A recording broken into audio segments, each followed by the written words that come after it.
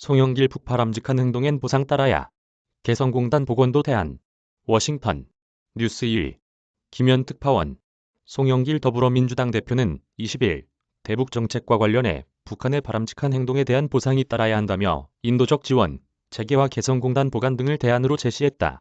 송 대표는 이날 워싱턴 DC 인근에서 가진 특파원들과의 간담회에서 미국은 나쁜 행동에는 보상하지 않는다. 소위 북한의 벼랑 끝 전술에 양보하지 않는다는 원칙을 계속 말해왔다면서 그런 논리라면 바람직한 행동에 대한 보상이 따라야 하는 게 아니냐고 밝혔다. 그는 북한이 2017년 11월 화성-15와 6차 핵실험 이후 비록 단거리 미사일을 몇 번 시도했지만 거의 4년 동안 추가 핵실험과 장거리 미사일 시험을 안 하고 있다며 어찌됐든 이것은 평가할 만하다. 이에 대한 상응한 조치가 있어야 한다고 강조했다. 그는 그런데 도널드 트럼프 전 대통령은 지난 선거 때 자기가 제재를 하나도 해제하지 않고 아무런 보상도 하지 않고 김정은 북한 노동당 총비서와 만남만으로 외교적 성과를 이뤘다고 자랑하고 다녔다면서 트럼프 전 대통령이 그런 계기를 만든 것도 있지만 그게 지속될 순 없는 것 아니냐라고 지적했다.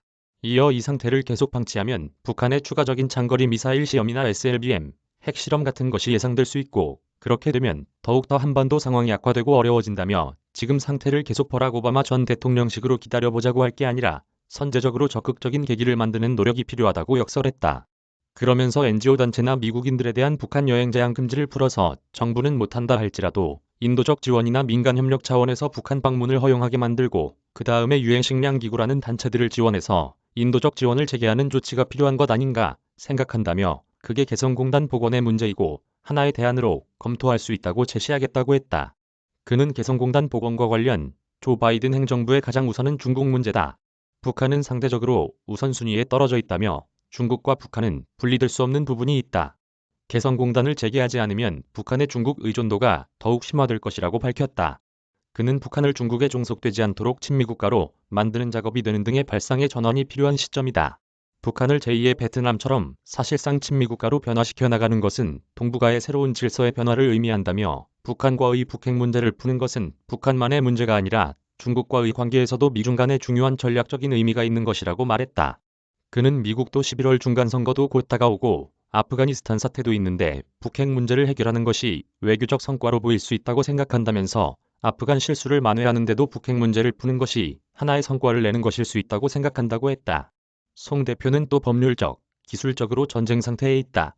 계속적인 한반도 경쟁이 상시적으로 존재한다면서 이것을 풀려면 결국 북한이 미국, 일본과 국교 정상화를 하도록 만들어주고 대한민국도 도와주는 게 일관적인 입장이라고 말했다. 그는 트럼프 행정부 당시 두 차례의 북미 정상회담을 개최하는 등 톱다운 방식의 대북 접근법에 대해 트럼프 전 대통령이 만나주면서 비판하는 것도 있지만 긍정적으로 보자면 북한이라는 나라와 북한 지도자를 국제사회에 이끌어낸 의미가 있다며 단지 실패한 이유는 워킹 레벨과 하이 오피셜 레벨에서 충분한 정상회담 준비가 부족했다고 본다고 지적했다. 그는 하노이 북미 정상회담이 노딜로 끝난 것을 거론, 북한은 이후 북미 간 협의에 더욱 움츠러들고 조심스럽게 결과를 낸 게 아니냐.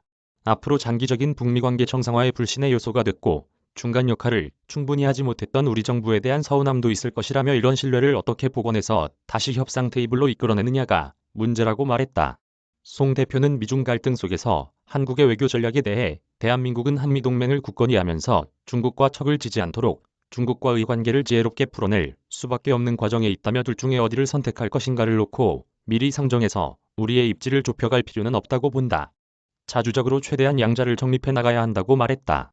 그는 또 일부 언론에서는 왜 쿼드나 파이브 아이즈에 한국이 참여하지 않느냐고 하는데 지금까지 미국이 한 번도 참여하라고 요청한 적이 없다면서 전 세계가 미중이 제2의 냉전으로 가는 것을 바라지도 않고 바람직하지 않다고 생각한다. 미중 관계는 어떤 형태로든지 인류 문명 전체를 위해서 서로 간의 타협점을 찾아야 한다고 밝혔다. 지난 19일 미국에 도착한 송 대표는 워싱턴에서 바이든 행정부와 의회, 싱크탱크 등 인사를 두루 만난 뒤 오는 22일 뉴욕으로 이동한다.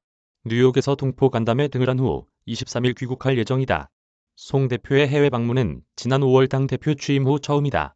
비서실장인 김영호 의원과 이용빈 김진욱 대변인, 김병주 의원 등이 동행했다. 이메일 주소